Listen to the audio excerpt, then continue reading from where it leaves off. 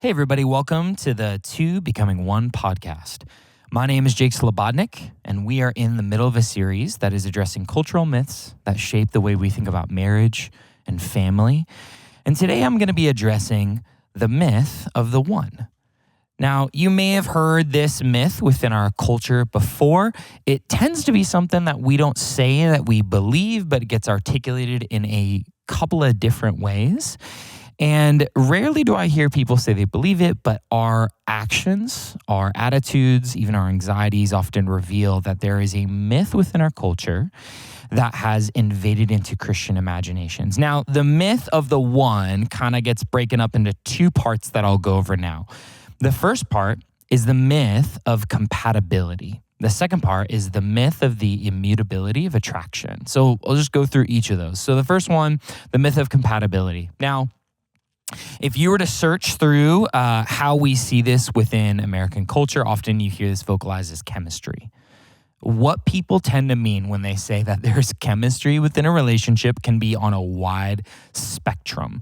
And this could be described as someone who has a shared set of interests, delights, hobbies, or even similar communication styles, a similar way of seeing the world, all the way to the end of the spectrum of using chemistry to describe a butterfly feeling in the tummy that more accurately describes, honestly, adrenaline when you anticipate being with someone or having their adoration. So we use these words, compatibility or chemistry, as a way to describe being drawn to someone and delighting in their presence and delighting in them, delighting in us. Now, these are really powerful feelings, but where the myth gets really nasty is when we use that feeling or those set of beliefs as a way to choose who we are with or who we commit ourselves to.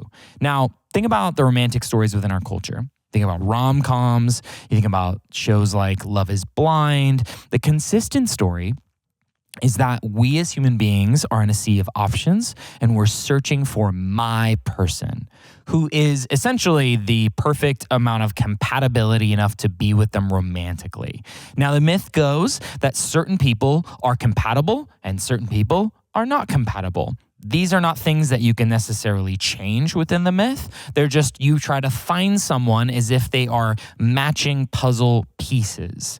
And so whatever we describe chemistry as, the idea is it's just not something that you can change. So you try to find someone who's got the most amount of compatibility before you continue down a relationship with them. Now, as a result, we assume that if there's chemistry present, it's a sign of a good relationship. And if not, then nothing can be done to remedy the situation. Now, here's where I see this myth making its way into the Christian imagination. And what it does is it results in Christians seeking to have their every desire fulfilled in one person who is their romantic partner. So, for example, I've heard people say, my spouse needs to have the same amount of enjoyment of theological deep discussion as I do because I need them to be my talking partner. But they also need to have the same love of languages as me, the same excitement over music as I do, the same style of witty banter that I enjoy, the same hobbies that I like. And I've even met with couples who are considering breaking off their marriages for something as simple as they don't like to go to musical festivals like I do. Now, a shared love for different parts of God's world together can be a really good thing and an exciting thing. But to believe that this needs to be the thing that determines our relationships is just absolutely a lie. Now, these moments are delightful and powerful. However, no human being is fully compatible with another human being. No human being is fully compatible with you. To build relationships off of preferences and shared interests, rather than God's vision for covenantal love, is a disaster. Relationships are meant to be based off of covenant commitment, not compatibility. To our fellow brothers and sisters in Christ, our commitment to them is in the blood of Jesus. We are called to love them regardless of chemistry, compatibility, or even if we have shared hobbies. When you apply this to spouses and within marriages, our commitment is the covenant of marriage is to reflect the gospel. And whether or not we have those shared instances of chemistry, we are called to sacrificially love and serve them. The reason that this doesn't match is because the gospel doesn't match this. think about our relationship with God. We are not compatible with Christ. You don't share any chemistry with Jesus. There is such a gap between us that the real reason that he loves us is because he has chosen to love us and to pursue us, and how we love each other is meant to reflect the same. The other kind of foolish part about this myth is it doesn't really believe that you can cultivate these things. But all of these things are a mixture of our stories and our experiences. And so they actually can be shaped and adapted based off of just what you do together with people. Now, here's where this myth continues to get really nasty, I think, within the church. It leads especially to those who want to be married to a type of anxiety and insecurity about who you pick. This leads to the I gotta be sure mentality. If you have to find someone who's perfectly compatible, I have noticed within the last generation, often because of pain of watching divorce happen and the belief that it was just because those people weren't a perfect match for each other, and so there was nothing to be done about that relationship falling apart. So people are panicked and anxious about tying their lives to someone, and so dating often goes on longer than it needs to, or people avoid actually jumping into relationships that could be good because they're afraid that they have to be sure about the level of compatibility. This is how any covenantal relationship works. We don't know what we are signing up for. Even the most honest people do not fully know themselves or what they will be like in 10 to 30 years from now. So our commitment in marriage is not to love someone as long as there is no other things I discover about them, or so long as they don't change, or as long as we have the same level of compatibility start to finish. But instead, we are making a promise to God and to ourselves that despite the fact that I don't fully know what I'm signing up for, when I get there in the future, I commit to sacrificial love like Christ.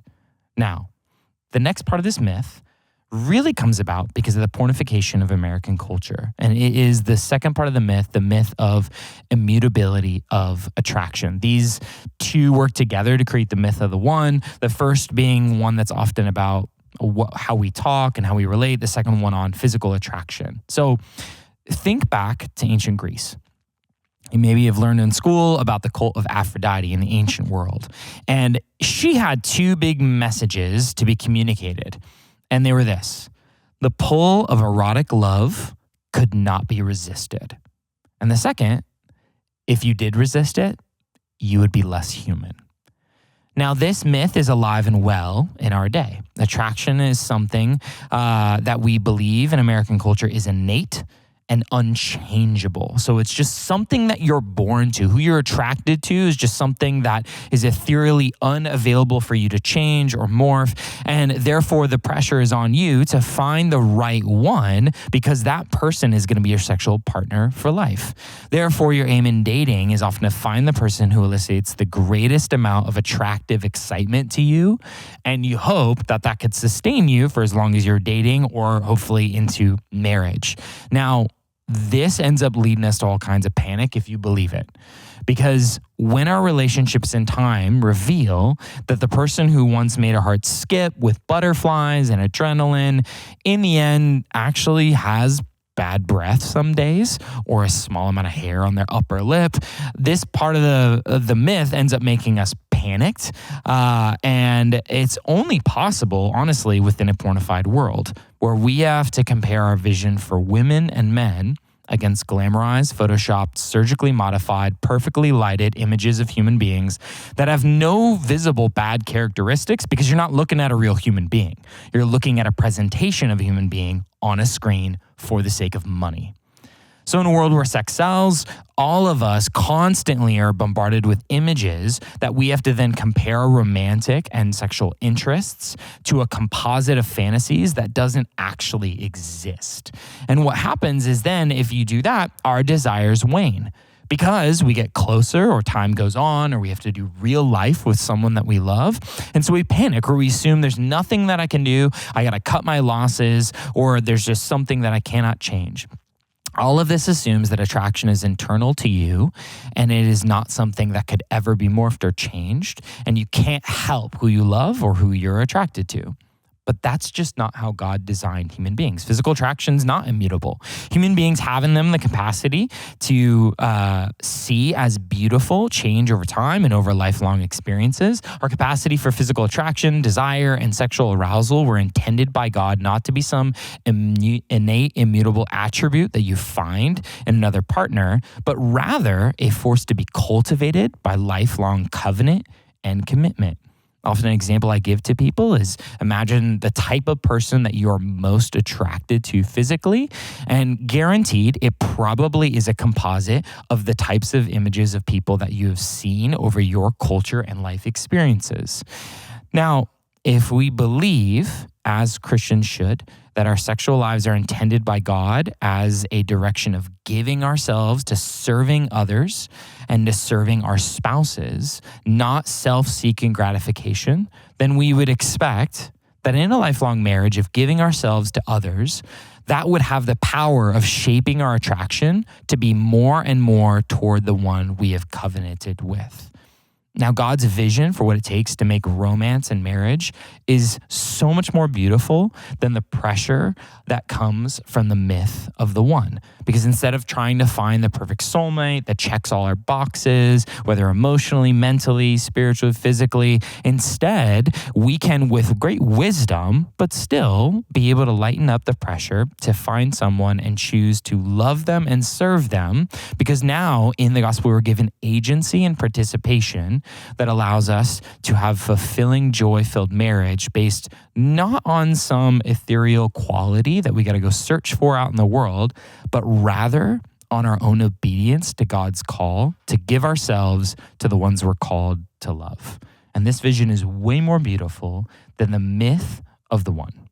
Thank you again for joining us at the Two Becoming One podcast. We'll talk soon.